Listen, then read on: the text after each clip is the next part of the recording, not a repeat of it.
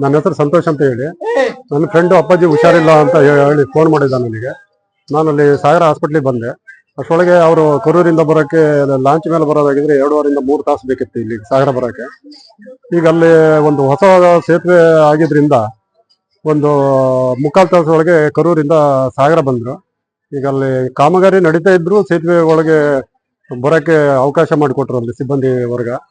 ಮತ್ತು ಅವರಿಗೆ ಜೀವ ಹೋಗೋ ಸಂದರ್ಭದಲ್ಲಿ ಒಂದು ಒಳ್ಳೆ ಚಿಕಿತ್ಸೆ ಸಿಕ್ಕಿ ಅವರು ಒಂದು ಅನುಕೂಲ ಮಾಡಿಕೊಟ್ರು. ಇಡೀ ರಾಜಕೀಯ ಮುಖಂಡರು ಮತ್ತು ಈ ಸ್ಥಳೀಯರು ಎಲ್ಲ ಅಭಿವೃದ್ಧಿಗಾಗಿ ಹೋರಾಟ ಮಾಡಿದವರಿಗೆಲ್ಲ ನಾನು ಧನ್ಯವಾದ ಹೇಳ್ತೀನಿ. ಈ ಸಾಗರ ತಾಲೂಕಿನ ಭಾಗಕ್ಕೆ ಅದೊಂದು ದೊಡ್ಡ ಕನಸಾಗಿತ್ತು ಸೇತುವೆ ಮಾಡೋದು. ಒಂದು 60-70 ವರ್ಷದಿಂದ ಹೋರಾಟ ಮಾಡಿ ಎಷ್ಟೋ ಜೀವಗಳು ಹೋರಾಟಕ್ಕಾಗಿ ಮುಡುಪಾಗಿಟ್ಟಿದ್ರು.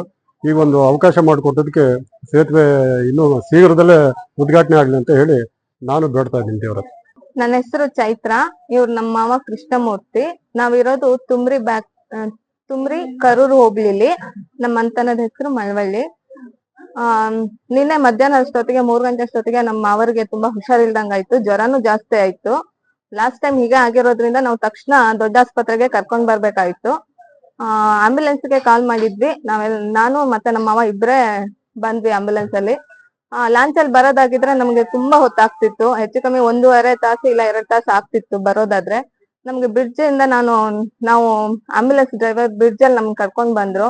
ಅಲ್ಲಿರಂತ ವರ್ಕರ್ಸ್ ನಮ್ಗೆ ಹೋಗೋದಕ್ಕೆ ಎಮರ್ಜೆನ್ಸಿ ಇರೋದ್ರಿಂದ ಹೋಗೋದಕ್ಕೆ ನಮ್ಗೆ ಅವಕಾಶ ಮಾಡ್ಕೊಟ್ರು. ಈ ಬ್ರಿಡ್ಜ್ ಇರೋದ್ರಿಂದ ತುಂಬಾ ಎಮರ್ಜೆನ್ಸಿ ಇರುವಂತಹ ಸಂದರ್ಭದಲ್ಲಿ ಹೋಗೋದಕ್ಕೆ ಬರೋದಕ್ಕೆ ತುಂಬಾ ಇದು ಸಹಾಯ ಆಗಿದೆ. ಈ ಬ್ರಿಡ್ಜಿಗೋಸ್ಕರ ತುಂಬಾ ಜನ ಕಷ್ಟಪಟ್ಟಿದ್ದಾರೆ, ಹೋರಾಟ ಮಾಡಿದ್ದಾರೆ. ಈ ಬ್ರಿಡ್ಜ್ ನಮ್ಗೆ ತುಂಬಾ ಅನಿವಾರ್ಯವಾಗಿ ಬೇಕಾಗಿತ್ತು. ಇದಕ್ಕೋಸ್ಕರ ಹೋರಾಟ ಮಾಡಿದಂತಹ ಎಲ್ಲ ಜನತೆಗೆ, ರಾಜಕೀಯ ಮುಖಂಡರಿಗೆ, ಸ್ಥಳೀಯರಿಗೆ ಎಲ್ಲರಿಗೂ ಧನ್ಯವಾದಗಳು. ಕೊನೆಗೂ ಬ್ರಿಡ್ಜ್ ನಮ್ಗೆ ಸಿಗ್ತಾ ಇದೆ.